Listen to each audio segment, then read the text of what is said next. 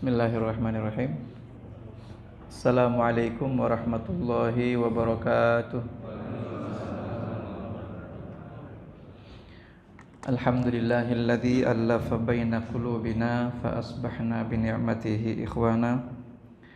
Wassalatu wassalamu ala asyrafil mursalin nabiyina wa maulana Muhammadin wa ala alihi wa ashabihi wa man sara ala nahjihi wa iktafa atharahu ila yaumiddin. Asyhadu an la ilaha illallah wahdahu la syarikalah wa asyhadu anna nabiyyana Muhammadan abduhu wa rasuluhu alladzi la nabiyya ba'dah fa innahu qad addal amanah wa ballaghar risalah wa nasahal ummah wa jahada fi sabilihi haqqa jihadih hatta tarakana 'alal mahajjatil bayda lailuha kanahariha la yazighu anha illa halik. Allahumma 'allimna bima yanfa'una wanfa'na bima 'allamtana wa zidna ilma. Allahumma inna nas'aluka ilman nafi'a wa rizqan thayyiba wa amalan sholihan mutaqabbala. Allahumma amin. Sehat semuanya? Alhamdulillah. Sebentar lagi Ramadan. Iya.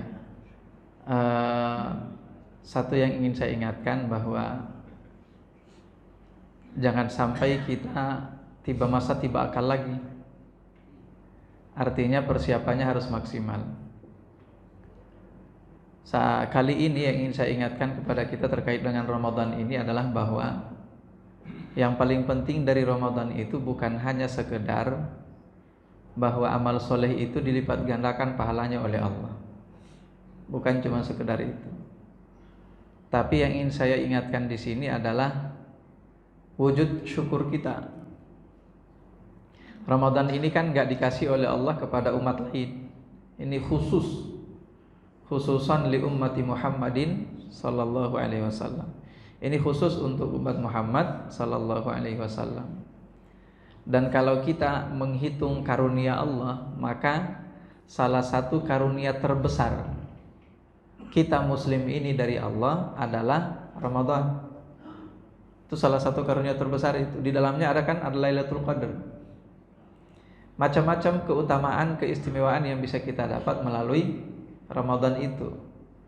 Nah, jadi ini hadiah terindah, hadiah teristimewa, hadiah terbesar dari Allah khusus untuk kita umat Muhammad sallallahu alaihi wasallam. Nah, jadi kalau seandainya nanti masuk Ramadan ternyata gitu-gitu aja, perhatiannya enggak begitu antusias, bahkan belum juga genap, ya jangankan 30 hari ya, belum juga genap 20 hari, konsentrasinya sudah mulai buyar. Nah, itu artinya kita tidak bersyukur. Jadi yang ingin saya tekankan di sini rasa syukur kita. Bayangkan kalau ada orang yang ngasih hadiah, menurut dia itu hadiah luar biasa, dan memang itu luar biasa. Indah sekali hadiah itu, manfaatnya luar biasa banyaknya. Tapi orang itu yang dikasih hadiah itu kemudian disia-siakan. Misalnya kalau menjelang lebaran ya, ada orang Anda kasih dia baju lebaran, cakep sekali, dibeli di mall ya. Mall mahal gak sih kalau di mall? Kurang mahal ya, yang jelas bukan online. Dibeli di mall misalnya, mahal luar biasa, cakep sekali itu baju. Tapi ketika lebaran Anda datang tamu ke rumahnya, ternyata baju itu dipakai buat lap kaki. Itu gimana perasaannya itu? Ya pasti kan kecewa kan. Itu namanya orang ini gak bersyukur. Dalam artian apa yang kita kasih menurut kita itu sangat berharga, ternyata sama sekali tidak dimanfaatkan sama dia, disia-siakan. Nah, itu gak bersyukur namanya. Sama dengan Ramadan. Ramadan ini hadiah istimewa luar biasa. Jadi jangan sampai kemudian kita abaikan, jangan sampai kita sia-siakan. Itu yang ingin saya ingatkan kepada kita semuanya. Jadi maksimalkan persiapan. Selanjutnya insyaallah kita akan masuk kembali. Ini masih surah Al-Insyirah ya? Masih Asyar ya? Ayat berapa terakhir? Saya agak lupa. Rafa'na laka dzikraka. Belum, rafa'na laka dzikraka belum kalau enggak salah ya. Alam nasyrah lak. Ya, makasih. Alam nasyrah laka sadrak wa wada'na anka wizrak alladzi anqadha dhahrak. Sekarang kita akan masuk pada wa rafa'na laka dzikrak. Wa rafa'na, dan kami angkat.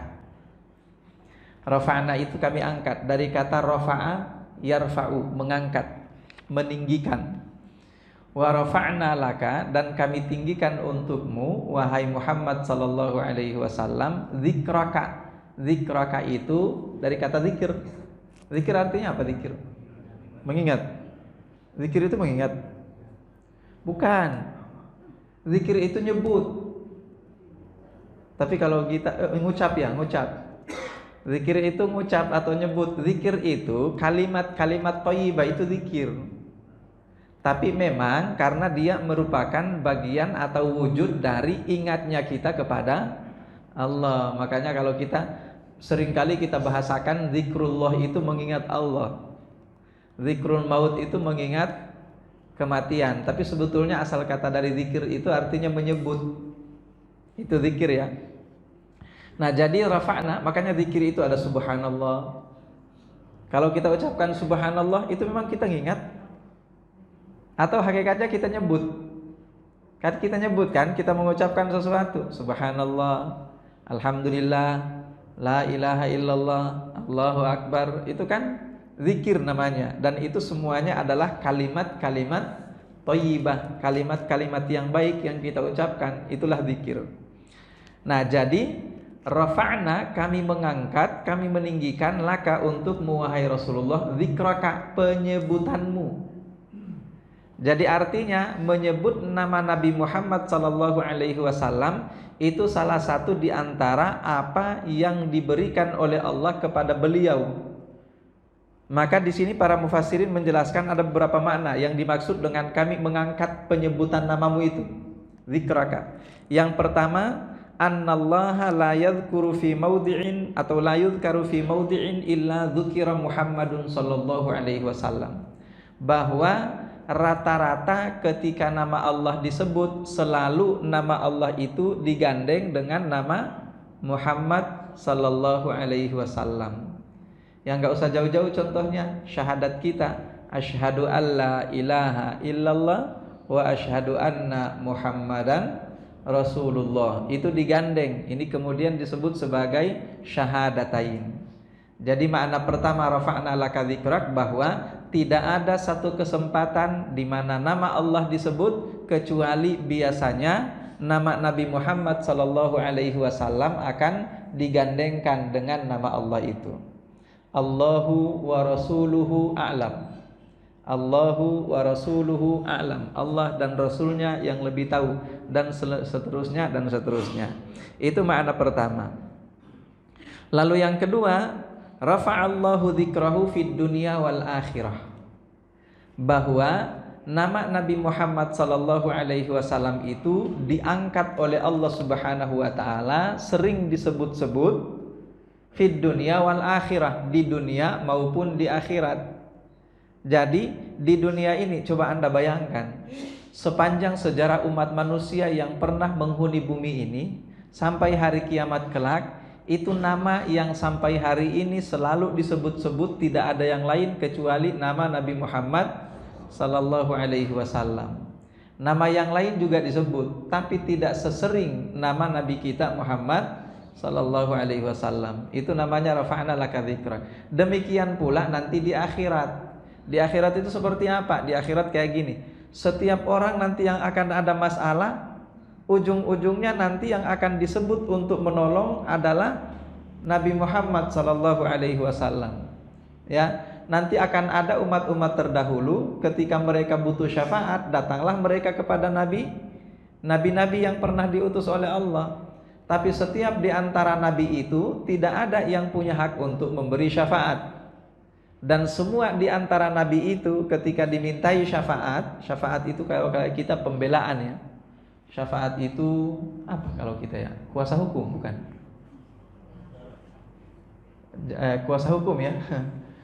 Kuasa hukum kali kalau kita syafaat itu. Jadi syafaat itu adalah orang yang nanti akan menyelamatkan, yang akan menyelamatkan kita saat kita harus celaka, diselamatkan itu.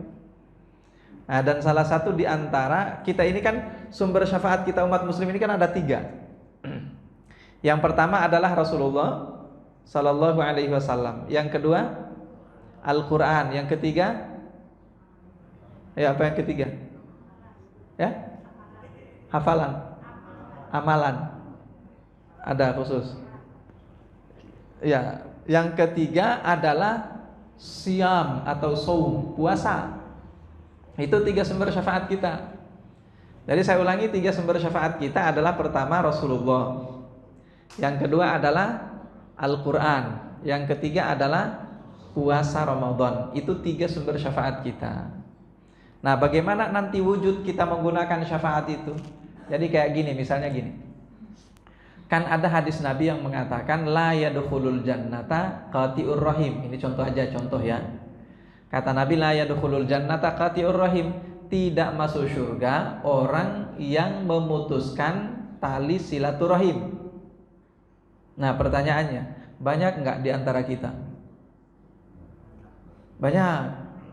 Ini bikin grup silaturahim, Jamaah Masjid Al-Muttaqin.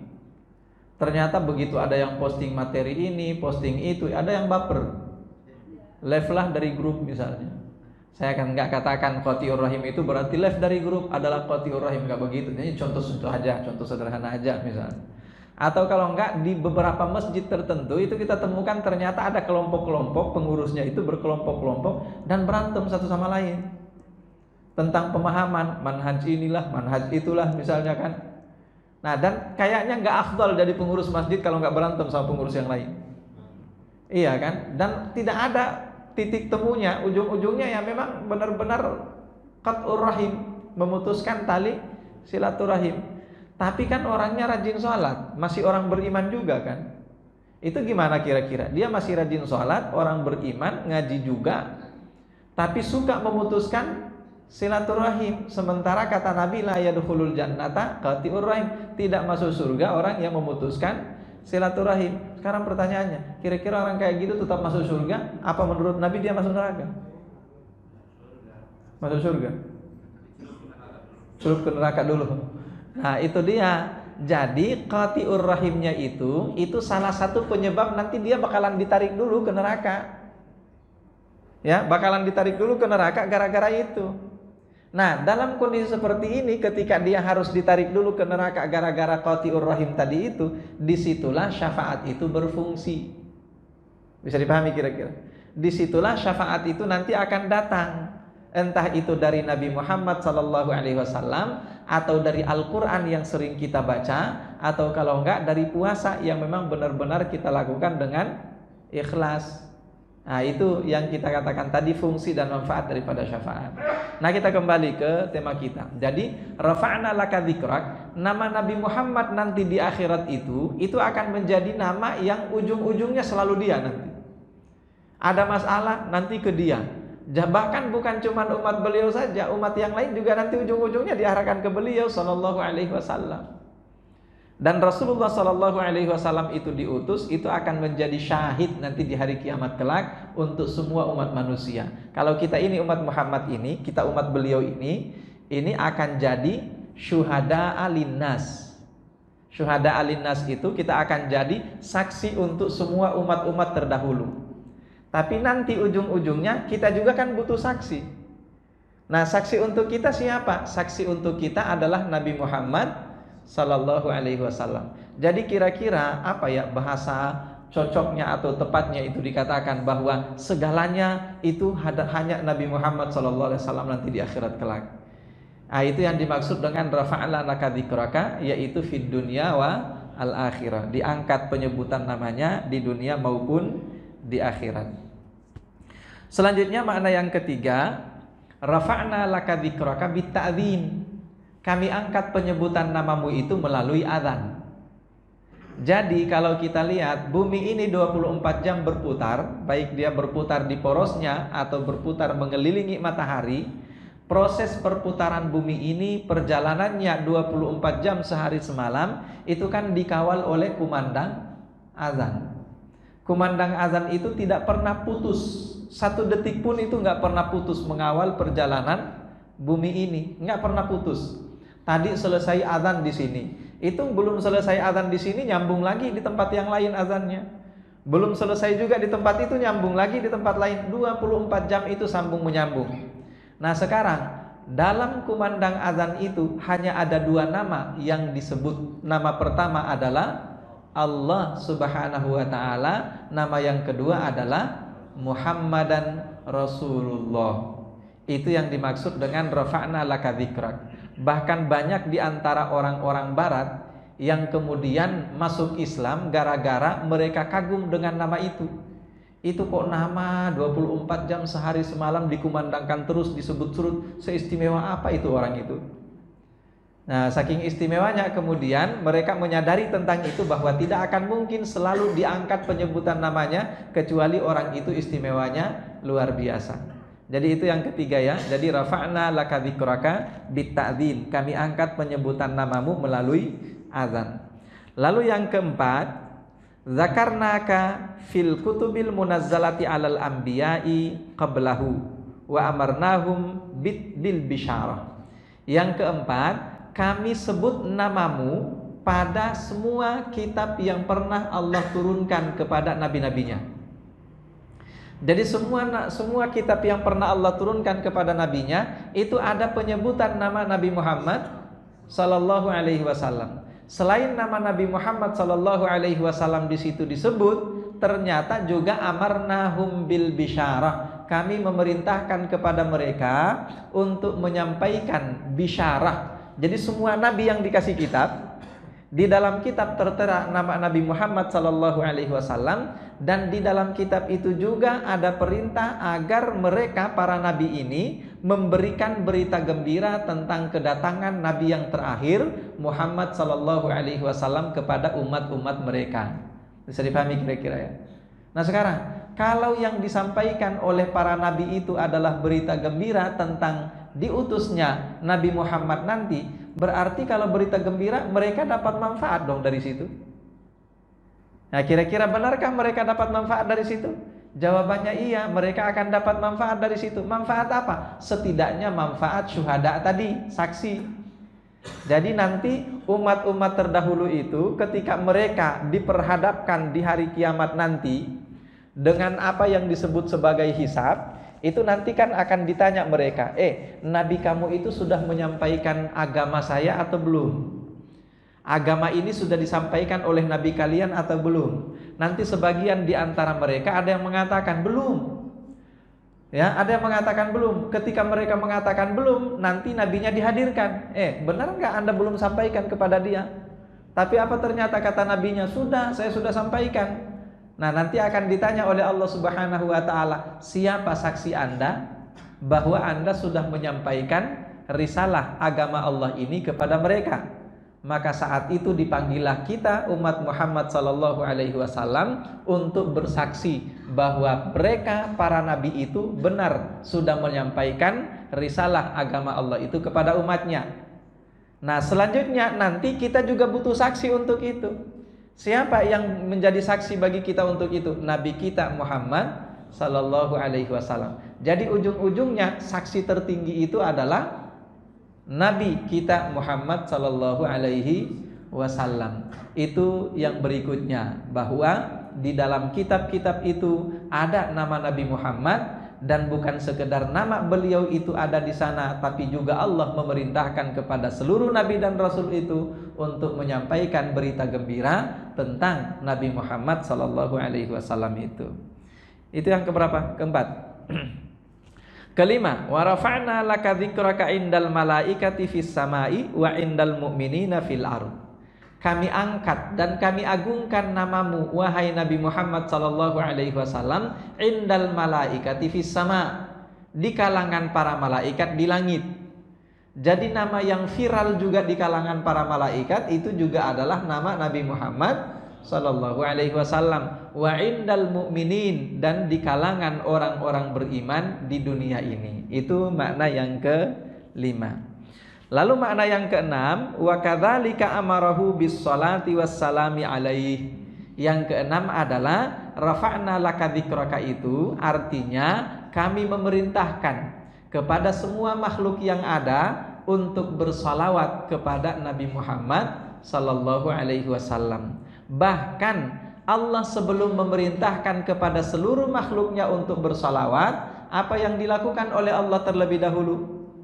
Allah terlebih dahulu bersalawat kepada Nabi Muhammad sallallahu alaihi wasallam. Setelah Allah terlebih dahulu bersalawat, baru kemudian Allah perintahkan kepada makhluk-makhluk mulia itu untuk bersalawat kepada Nabi Muhammad sallallahu alaihi wasallam. Apa kata Allah? Innallaha wa malaikatahu yusalluna 'alan nabi ya ayyuhalladzina amanu sallu alaihi wa sallimu taslima. Nah, maka oleh sebab itu kita kan sudah sampaikan di awal dari surah ini bahwa surah ini adalah jawaban dari keluhan Rasulullah Shallallahu Alaihi Wasallam yang merasa bahwa ujian beliau, beban yang beliau pikul sebagai seorang nabi terlalu berat menurut beliau. Maka beliau ditegur oleh Allah Subhanahu wa taala melalui surah ini. Dan di sini Allah benar-benar menjelaskan tentang kemuliaan Nabi Muhammad yang tidak pernah diperoleh dan didapatkan oleh makhluk manapun sepanjang sejarah alam ini. Bukan cuma sejarah umat manusia saja, tapi sepanjang sejarah alam ini makhluk yang paling mulia itu adalah Nabi Muhammad Sallallahu Alaihi Wasallam. Makanya beliau itu tidak hanya sekedar disebut sebagai khairul bashar, sebaik-baiknya manusia, tidak, tapi beliau itu adalah khairul anam. Khairul anam itu artinya apa? Khairul anam itu artinya sebaik-baiknya makhluk. Jadi semuanya, mau makhluk apapun itu, yang paling terhormat adalah Nabi kita Muhammad Sallallahu Alaihi Wasallam. Ini bayangkan, luar biasa ini. Makanya kalau sudah seperti itu modelnya, ini benar-benar teguran dari Allah kepada Nabi Muhammad. Ngapain lagi mengeluh? Bahkan Anda itu kalau diuji oleh Allah jauh lebih berat dibandingkan daripada ujian nabi-nabi sebelumnya. Tapi itu pun tidak pada kenyataannya. Pada kenyataannya enggak, karena ujian yang Allah kasih kepada nabi sebelumnya itu jauh lebih berat dibandingkan ujian yang Allah kasih kepada nabi kita Muhammad SAW. Tapi keistimewaan beliau itu luar biasa di sisi Allah Subhanahu wa ta'ala. Jadi itu beberapa makna tentang wa rafa'na laka dzikrak. Selanjutnya ayat yang berikutnya, fa inna ma'al usri yusra. Nah, sesungguhnya bersama dengan al usri kesulitan, yusra ada kemudahan. Nah, pertanyaannya sebelum kita lanjut, apa hubungannya antara ayat ini dengan ayat sebelumnya? Kalau ayat sebelumnya kan dari awal itu menjelaskan tentang keistimewaan Nabi kita Muhammad Sallallahu Alaihi Wasallam. Itu ayat-ayat sebelumnya sampai ayat yang terakhir kita baca tadi, wa rafa'na laka dzikrak. Tapi tiba-tiba disusul oleh Allah, fa inna ma'al usri yusran, inna ma'al usri yusra, sesungguhnya bersama dengan kesulitan ada kemudahan. Nah, itu artinya isyarat dari Allah, wahai Rasulullah Sallallahu Alaihi Wasallam, kalau Anda saat ini merasa beban kenabian itu semakin berat, maka ingat, bersama dengan beratnya beban itu akan ada yang namanya kemudahan. Itu hubungan dari ayat sebelumnya dengan ayat ini. Mudah-mudahan bisa dipahami ya. Jadi hubungannya kayak gitu, udah nggak usah banyak keluh kesah, nggak usah banyak curhat, nggak usah banyak mengeluh. Intinya, kalaupun memang Anda atau ujian yang Anda alami itu, kalaupun memang itu terlalu berat, maka ingat, bersama dengan sesuatu yang berat, bersama dengan sesuatu yang sulit, pasti akan ada kemudahan. Nah, sekarang kita masuk ke apa makna yang sesungguhnya dari kata fa inna ma'al usri yusran ini. Jadi, kalau Anda perhatikan di situ, kalau kita belajar bahasa Arab gini ya. Dalam bahasa Arab ada namanya ism ma'rifah dan ism nakirah. Ism ma'rifah itu ditandai dengan penggunaan alif lam. Sementara ism nakirah itu ditandai dengan tidak menggunakan alif lam tapi menggunakan tanwin. Jadi semua ism atau kata benda dalam bahasa Arab itu kalau dia nggak pakai alif lam berarti dia pakai tanwin. Kalau dia pakai tanwin nggak boleh pakai alif lam. Jadi antara alif lam dengan tanwin itu nggak boleh ketemu, bukan mahram. Nggak boleh ketemu itu. Makanya kalau kita lihat misalnya masjid. Jadi kalau bukan masjidun atau masjidan atau masjidin, maka al-masjidu, al-masjidah, al-masjidi. Enggak boleh al-masjidun, enggak boleh itu, talbisul haqqa bil batil itu. Ya, contoh yang lain al-bait. Boleh Anda katakan baitun, boleh Anda katakan al-bait. Assalamu alaikum, pakai alif lam ya, atau salamun alaikum. Jadi boleh pakai alif lam, boleh pakai tanwin. Bisa dipahami sampai sini? Nah, sekarang yang pakai alif lam itu disebut ma'rifah. Yang tidak pakai alif lam atau pakai tanwin itu disebut nakirah. Nakirah dan ma'rifah itu apa? Kalau kita bandingkan dengan bahasa Inggris, kita pernah sampaikan sebetulnya ini. Dalam bahasa Inggris, namanya nakirah itu biasanya masih menggunakan Misalnya a house, misalnya itu ya, sebuah rumah. Tapi kalau sudah menggunakan alif lam, itu sudah nggak menggunakan lagi, tapi menggunakan the. Bisa dipahami? Yang artinya rumah itu. Jadi kalau saya katakan rajulun, seorang laki-laki, nah itu belum jelas. Tapi kalau saya katakan ar-rajulu, laki-laki itu. Kalau di dalam Al-Quran kita temukan misalnya Allah katakan rasulun minallah, seorang rasul dari Allah subhanahu wa ta'ala. Itu artinya belum jelas siapa yang dimaksud. Tapi kalau sudah menggunakan ar-rasulu, itu sudah jelas siapa yang dimaksud. Contoh yang lain misalnya, waja'a min aqsal madinati rajulun yas'a. Itu dalam surah Yasin ya. Waja'a min aqsal madinah, dan datang dari aqsal madinah, pinggiran kota. Siapa yang datang itu? Rajulun, seorang laki-laki. Maka laki-laki itu identitasnya tidak diketahui siapa. Paham sampai sini ya? Nah, manfaat atau fungsinya apa? Ketika dikatakan dalam bahasa Arab menggunakan bentuk nakirah, maka itu artinya umum. Tapi kalau sudah menggunakan ma'rifah, itu artinya khusus. Pertanyaannya, lebih banyak mana, umum atau khusus? Lebih banyak umum. Paham sampai sini ya? Lebih banyak umum dibandingkan khusus. Nah, sekarang mari kita kembali ke ayat ini. Perhatikan ayat itu. Fa inna ma'a al-usri yusran. Sesungguhnya bersama dengan kesulitan. Kesulitan Allah pakai alif lam atau Allah tidak pakai alif lam? Allah tidak pakaikan alif lam. Pakai alif lam. Berarti khusus atau umum? Khusus. Kalau dia khusus berarti banyak atau sedikit? Sedikit. Paham sampai sini ya? Lalu bersama dengan kesulitan yang sedikit, itu ada yusra, pakai tanwin, yusran. Kalau dia pakai tanwin berarti umum. Kalau dia umum berarti banyak. Nah, dan inilah sehingga para mufassirin mengatakan bahwa fa inna ma'al usri yusran itu artinya sesungguhnya bersama dengan satu kesulitan, bersama dengan satu kesulitan, karena kalau dia sudah pakai alif lam jelas yang mana yang dimaksud. Bersama dengan satu kesulitan itu akan ada banyak kemudahan. Paham ya? Bersama satu kesulitan akan ada banyak kemudahan. Makanya ketika Anda menemukan satu kesulitan, jangan sampai terlalu banyak ngeluh. Kenapa? Ingat, di balik itu akan ada banyak kemudahan yang Allah Subhanahu wa ta'ala berikan kepada Anda. Demikian pula kondisinya Nabi Muhammad sallallahu alaihi wasallam. Beliau ini kalau kita lihat memang banyak sekali kesulitan yang Allah kasih kepada beliau. Tapi ternyata kalau dibandingkan dengan kemudahan yang Allah kasih kepada beliau, kemudahan itu jauh lebih banyak, nggak terhingga sebagai wujud daripada balasan untuk mengimbangi satu kesulitan dalam kehidupan Rasulullah Sallallahu Alaihi Wasallam.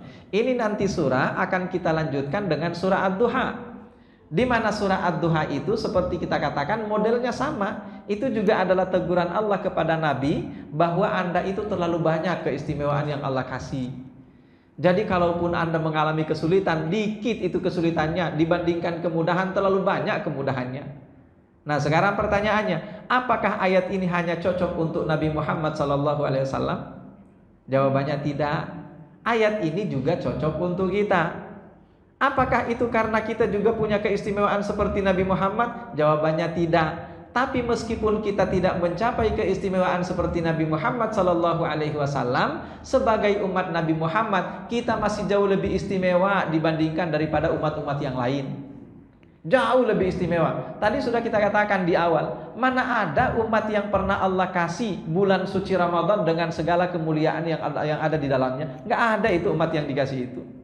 Dibebankan kewajiban kepada mereka yang berat, iya. Tapi imbalan pahalanya kecil atau besar, kita jauh lebih besar dibandingkan daripada mereka.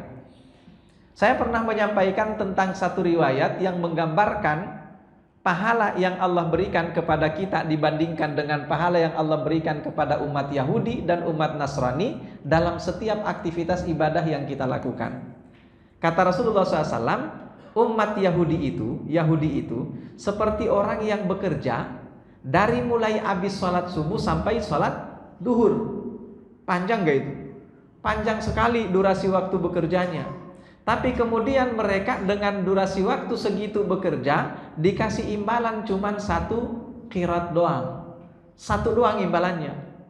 Lalu setelah itu datang umat yang berikutnya, yaitu umat Nasrani.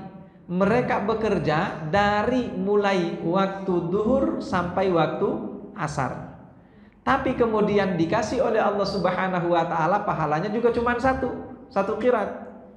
Lalu setelah itu datang umat yang berikutnya. Mereka ini ibarat orang yang bekerja dari waktu asar sampai waktu maghrib.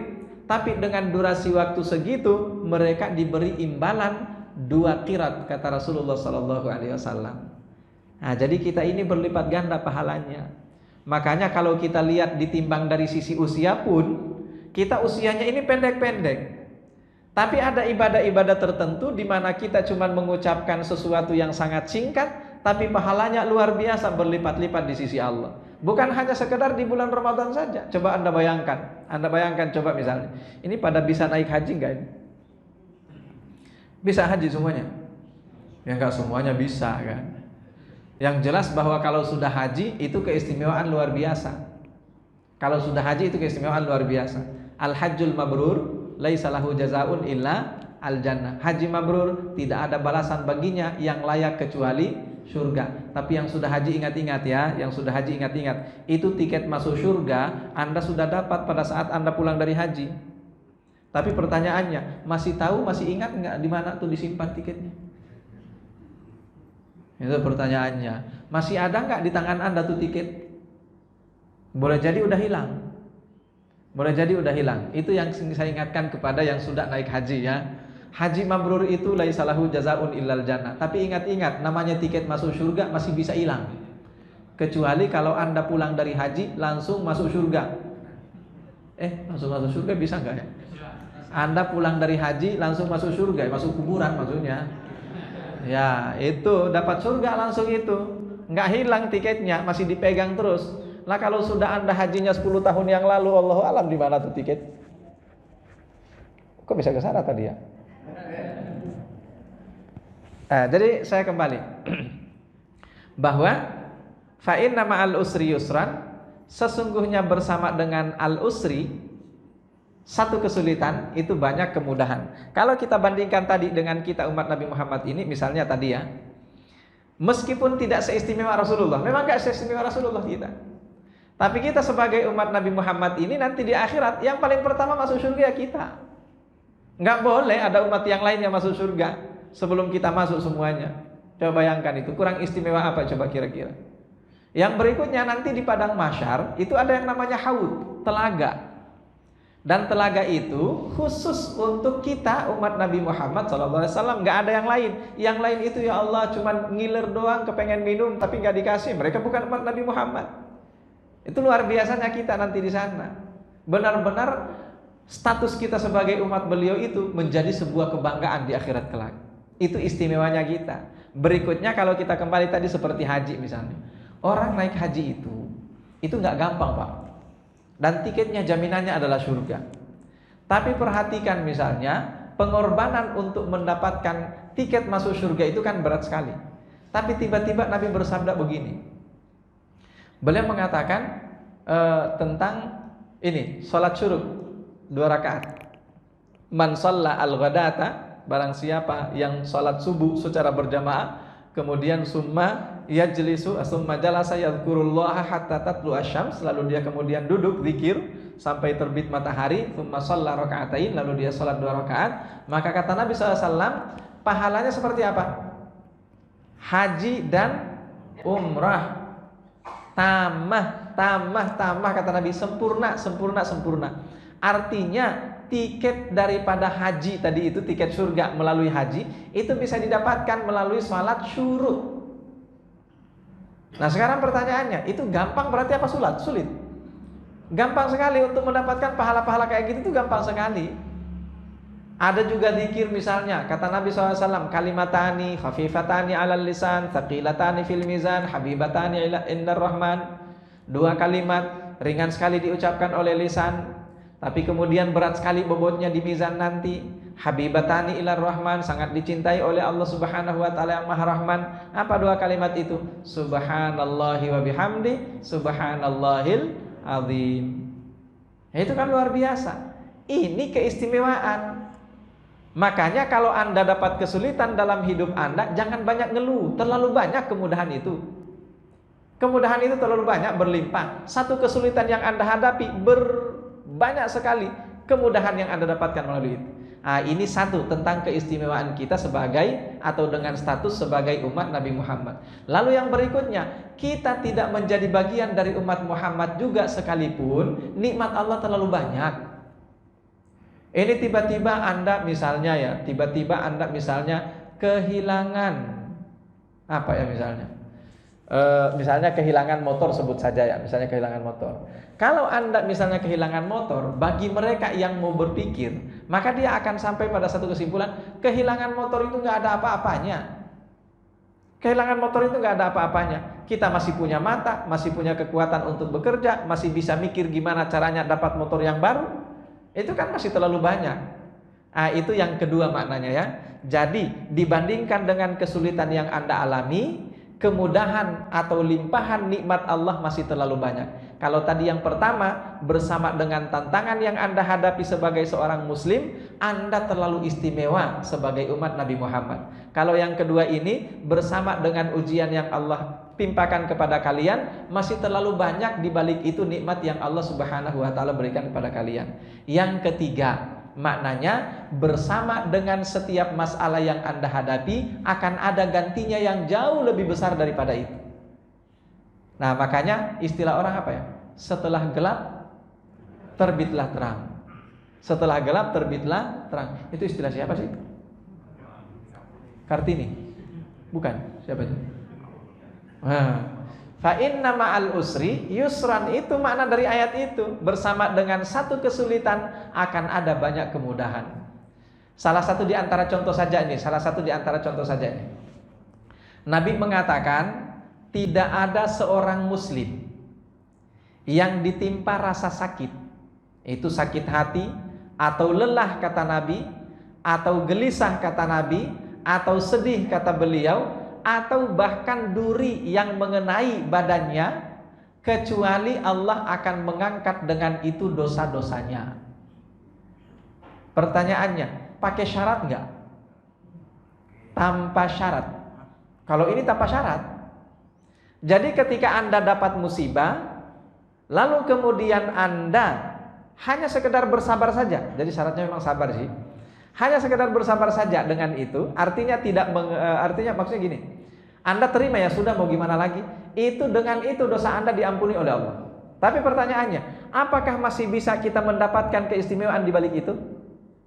Masih bisa. Jawabannya apa? Ihtisab. Ihtisab itu mengharapkan sesuatu dari Allah. Contoh ihtisab itu begini.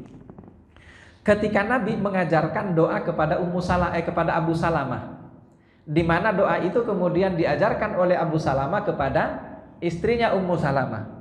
Nah, ini terkait dengan seorang yang dapat musibah. Doa itu gini, tidak ada seorang yang mendapatkan musibah lalu dia berdoa, Allahumma ajurni fi musibati wa akhluf li khairan minha. Ya Allah, berikanlah ganjaran pahala dari musibah yang aku alami ini, dan berilah ganti yang lebih baik dari itu. Maka kata Rasulullah SAW, kecuali Allah akan gantikan untuknya kenikmatan yang jauh lebih besar, lebih banyak dibandingkan daripada apa yang Allah ambil darinya. Nah, ketika Anda kena musibah, lalu kemudian berdoa dan berharap ganti dari Allah, itu namanya ihtisab. Bisa dipahami? Tapi kalau Anda kena musibah, tidak berharap ganti dari Allah, cuman sekedar sabar doang, menahan diri doang, maka yang Anda dapatkan di balik itu ampunan dosa. Bayangkan itu. Jadi fasilitas yang sudah jelas saja menurut hadis ini sudah ada dua. Anda kesandung, sabar, sudah ada dua. Yang satu adalah penghapus dosa, yang satu adalah dibalikan atau diganti oleh Allah Subhanahu wa taala yang jauh lebih baik dibandingkan daripada itu. Bisa dipahami kira-kira? Itu namanya inna ma'al usri yusran. Maka di dalam sabdanya yang lain Rasulullah SAW juga menegaskan lan yagliba usrun yusrain. Kata beliau, tidak akan pernah satu kesulitan itu mengalahkan dua kemudahan. Artinya setiap satu kesulitan minimal yang Anda akan dapatkan di balik itu ada dua kemudahan minimal menurut hadis Nabi Sallallahu Alaihi Wasallam ini.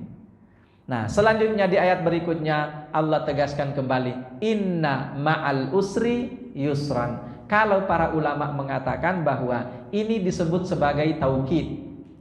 Disebut sebagai taukid. Taukid itu apa? Penegasan. Sama dengan kalau Anda ditanya, tadi nggak datang sholat subuh ya? Datang kok, datang. Nah, diulangi kalimatnya. Datang kok, datang. Udah bilang datang, diulangi lagi datang. Itu dalam bahasa Arab disebut taukid. Penegasan. Jadi tidak sekali kita mengulang itu. Sama dengan ini, fa inna ma'al usri yusran, inna ma'al usri yusran. Itu makna pertama. Tapi ada juga sebagian mufassirin yang mengatakan bahwa ketika didobel oleh Allah seperti ini, itu artinya akan ada kemudahan lain lagi setelah itu. Jadi hari ini Anda dapat kesulitan, bersama dengan kesulitan itu kalau Anda sabar akan ada banyak kemudahan. Setelah itu masih ada yang berikutnya, kemudahan yang disiapkan oleh Allah untuk Anda selama Anda bersabar. Kalau kita kaitkan dengan sabda Nabi tadi, maka itulah yang pertama, kemudahan itu adalah ampunan dari dosa. Yang kedua, kemudahan itu ketika Anda berharap ganti yang lebih baik dari Allah Subhanahu wa taala. Mudah-mudahan bisa dipahami ya. Fa inna ma'al usri yusran, inna ma'al usri yusra. Selanjutnya ayat yang terakhir, fa idza faraghta fansab. Apabila Anda sudah selesai, maka berpindahlah. Nah, apa yang dimaksud dengan itu? Ada beberapa pendapat yang disampaikan oleh para mufassirin. Pertama, fa idza faraghta fansab artinya faraghta min sholatika. Kalau Anda sudah selesai dari sholat, jangan diem. Tapi ngapain selesai sholat? Zikir. Setelah selesai sholat, zikir. Itu makna pertama. Makna yang kedua, dari faraghta minas sholati, Anda selesai dari sholat, bahwa kalau Anda sudah selesai sholat, jangan kemudian menunggu rezeki. Anda selesai dari sholat, ngapain? Cari rezeki. Fa idza qudiyatis sholatu fantashiru fil ardi wabtaghu min fadlillah. Nah, itu artinya Anda selesai sholat, jangan diam. Alhamdulillah saya sudah selesai sholat, saatnya kita menunggu balasan. Nggak bisa.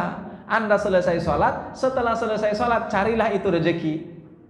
Tapi mencari rezeki, jangan pernah bebankan pikiran Anda, berapa ya yang akan saya dapat? Dari mana ya saya akan mendapatkan itu? Udah, nggak usah pusing-pusing pikirin itu urusan Allah. Tapi apa yang harus Anda pikirkan? Yang harus Anda pikirkan, apa ya yang bisa saya kerjakan? Itu aja. Itu aja. Kerjakan apa yang bisa Anda kerjakan. Di balik setiap apa yang Anda kerjakan, itu pasti akan dilihat oleh Allah Subhanahu wa taala. Itu pasti akan menjadi sebab Anda dilimpahkan rezeki oleh Allah Subhanahu wa taala. Itu makna pertama, yaitu ada dua tadi ya, yaitu faraghta minas sholati, Anda selesai sholat maka zikirlah. Yang kedua, Anda selesai sholat maka bekerjalah. Makna yang berikutnya dari fa idza faraghta fansab adalah fa idza faraghta minat tabligh. Wahai Nabi Muhammad, kalau Anda sudah selesai menyampaikan tentang agama Allah ini, maka pindahlah ke kegiatan yang lain. Itu makna yang kedua. Makna yang ketiga, fa idza faraghta minal ghazwi. Kalau Anda sudah selesai dari peperangan, maka amalan-amalan soleh yang lain Anda harus pindah ke amal-amal soleh yang lain. Intinya bahwa ayat ini menunjukkan kepada kita bahwa ternyata bagi seorang muslim itu nggak ada istilah istirahat. Muslim itu nggak ada istilah istirahat. Kenapa? Karena muslim itu bahkan istirahatnya sendiri adalah bagian dari ibadah. Bisa dipahami kira-kira? Makanya dalam Islam itu ada yang namanya ibadah mahdhah, ada namanya ibadah ghairu mahdhah. Ibadah mahdhah itu yang ada hubungannya langsung dengan Allah dan kita tidak paham apa makna daripada ibadah itu. Anda sholat, untuk apa sih sholat? Kan Anda sholat cuma hanya sekedar karena perintah Allah kan, dan sebab masuk surga. Tapi hubungannya dengan kehidupan Anda itu ada, Anda bisa pikirkan nggak itu? Tidak terfikirkan oleh kita. Itu namanya ibadah mahdhah. Jadi kita ghairu ma'qulatil makna, tidak bisa dipahami dan dicerna makna daripada ibadah itu. Tapi karena dia perintah ya kita laksanakan. Itu namanya ibadah mahdhah. Sementara ibadah ghairu mahdhah ya umumnya adalah aktivitas kita sehari-hari. Tapi kalau kita niatkan sebagai ibadah, maka dia akan menjadi bagian dari ibadah. Jadi orang beriman itu selesai dari satu ibadah mahdhah, pindah ke ibadah ghairu mahdhah. Ini selesai pengajian, kita nanti pulang ke rumah. Sampai ke rumah ngapain? Tidur. Tidurnya ibadah bukan? Bisa, tidurnya ibadah, bisa. Saya tidur biar nanti lebih semangat lagi baca Al-Qur'annya setelah ini. Misalnya gitu ya, kan bisa. Semua bisa diniatkan sebagai ibadah. Itu makna daripada faidza faraghta fansab. Wallahu a'lam bishawab. Mudah-mudahan bermanfaat bagi kita semuanya. Ya, kita cukupkan dan sama-sama baca hamdalah.